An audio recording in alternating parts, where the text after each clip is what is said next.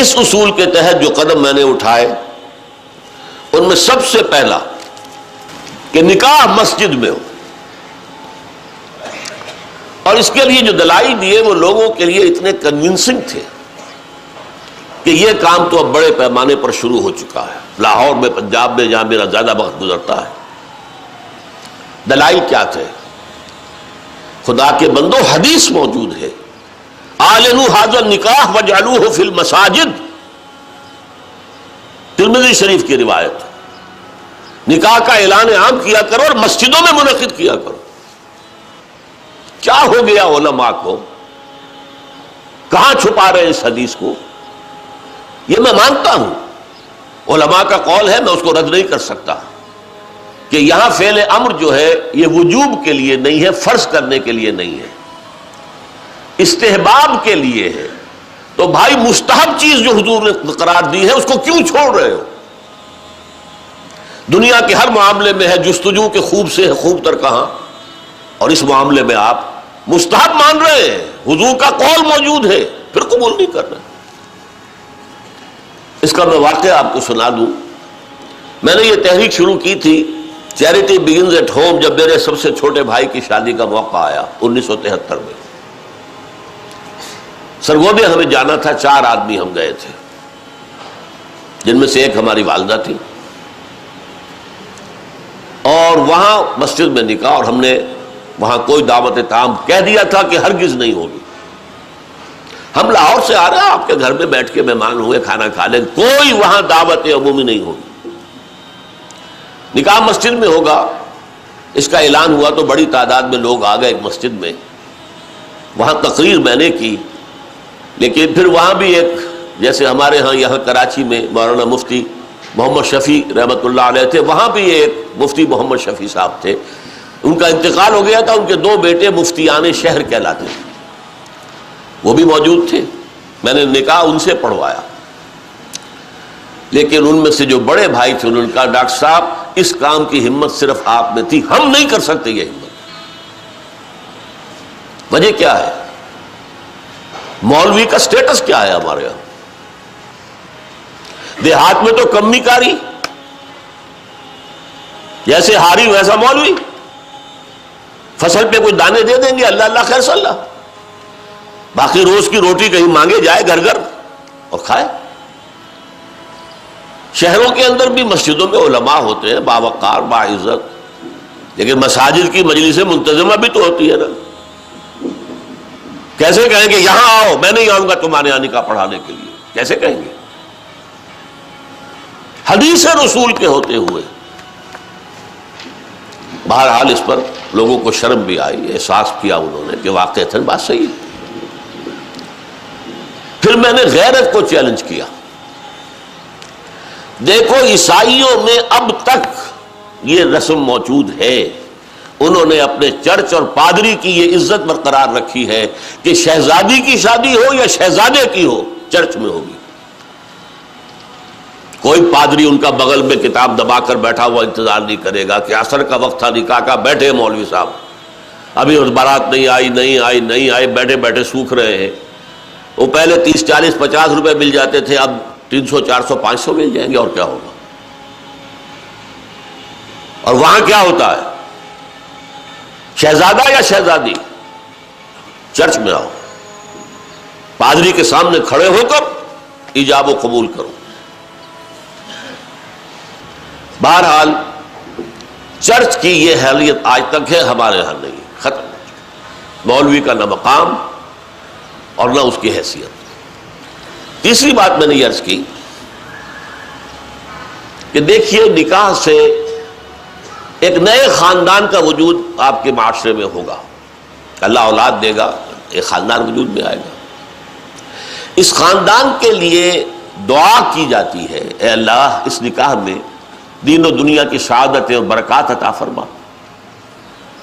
وہ دعا کا ماحول ہوتا ہے، آپ نے اعلیٰ ترین سنہری قسم کے شامیانے تان دیے، اور فرش میں آپ نے قالین بچھا دیے، صوفے لگا دیے، لیکن وہاں کیا ہوتا ہے؟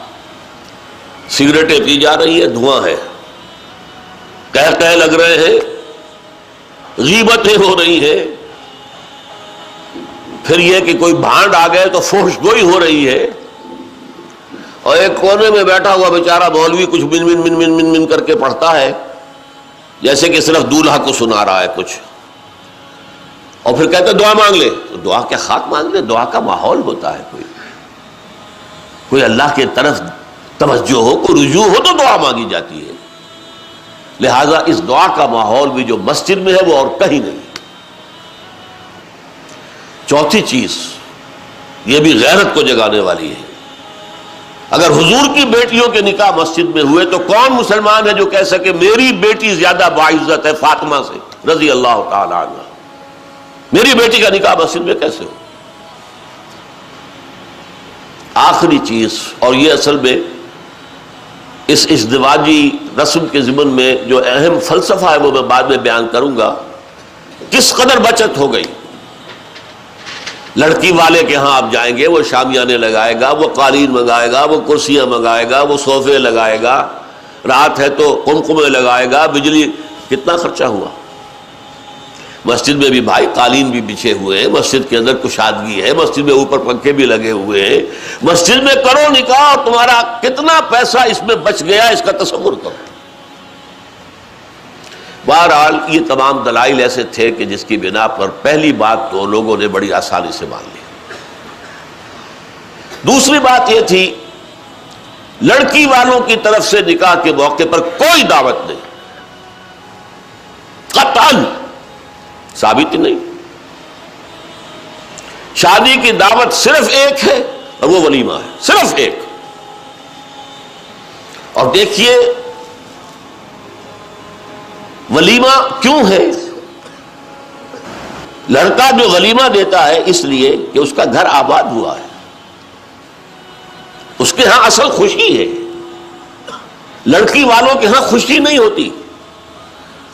زیادہ سے زیادہ آپ کہہ سکتے ہیں سائی آف ریلیف کہ ایک ذمہ داری کا بوجھ تھا آج وہ اتر گئی، اللہ کا شکر ہے. بس خوشی ہو سکتی ہے، گھر سے بچی نکل رہی ہے.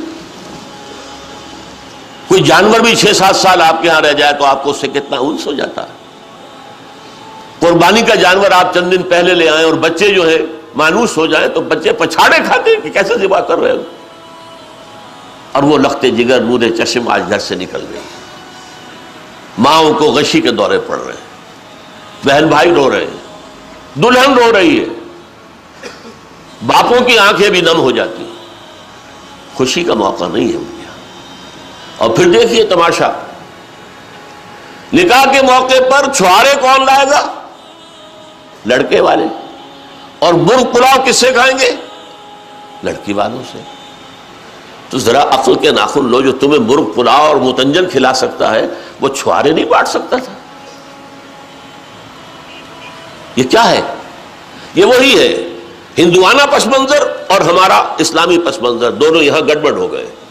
لہذا نکاح کے موقع پر چھوارے لاتا ہے لڑکے والا اور پھر دعوت کھاتے ہیں لڑکی والوں سے. انتہائی نامعقول بات. میں نے عرض کیا نا کہ خوشی ہے، دعوت ایک ہے ولیمہ. اس کے لیے حضور نے اتنی تاکید فرمائی، اولمو، یہ احادیث ہے، اولمو ولو بشاۃ، ولیمہ ضرور کرو چاہے ایک ہی بکری ہو تمہارے پاس. اور یہ عرب میں مفلس ہونے کی سب سے بڑی علامت تھی. وہاں تو بھیڑیں اور بکریاں پالتے تھے، ریوڑ ہوتے تھے. ایک ہی بکری ہے تو وہی ذبح کرو، گوشت پکاؤ، کھلاؤ. یہاں تک دعوت، اذا دعی احدکم للولیمۃ فلیاتھا، جب تم میں سے کسی کو ولیمے کی دعوت دی جائے ضرور جائے. اس سے آگے دیکھیے، اور اس میں توازن جو ہے ہماری دین میں اور حضور کے فرمودات میں، اس کا ایک نقشہ سامنے آتا ہے. بئس الطعام طعام الولیمہ، ولیمے کا کھانا برا کھانا ہے. کیوں؟ اس میں غریبوں کو نہیں بلایا جاتا. ظاہر بات ہے، یہ مسلی کھلانے کے لیے تو ولیمہ نہیں ہوتا. ولیمہ تو ہوتا ہے اپنے دوستوں کو، احباب کو، رشتہ داروں کو، قرابت داروں کو شریک کرنے کا. لیکن اس کے باوجود، اسی حدیث کا ٹکڑا، اس کے باوجود میں تم سے کہتا ہوں کہ جسے بلایا جائے اگر وہ نہیں جائے گا تو وہ اللہ اور اس کے رسول کے حکم کی خلاف ورزی کرے گا. یہ تاکید ہے. اور یہاں تک تاکید ہے اگر تمہارے کسی بھائی نے نکاح کیا ہے اور اس کے پاس کچھ نہیں ہے ولیمے کے لیے، اپنے گھر سے کھانا لے جاؤ اور اس کے ساتھ جا کر بیٹھ کر کھا لو، سیلیبریٹ کرو. سیلیبریٹ کرنے کی ایک سمبل ہے، یہ اس کی ایک علامت ہے. اب آپ سوچئے جس نبی نے دعوت ولیمہ پر اتنی تاکید ہمیں کی ہے، اگر لڑکی والوں کی طرف سے نکاح کے موقع پر دعوت میں بھی کوئی خیر ہوتا تو وہ ہمیں نہ سکھاتے، نہ بتاتے، کیا بخل سے کام لیتے؟ هي الحلقات تحفظني بآيات من القرآن، هي الحلقات تملأني بحب المصطفى العدنان.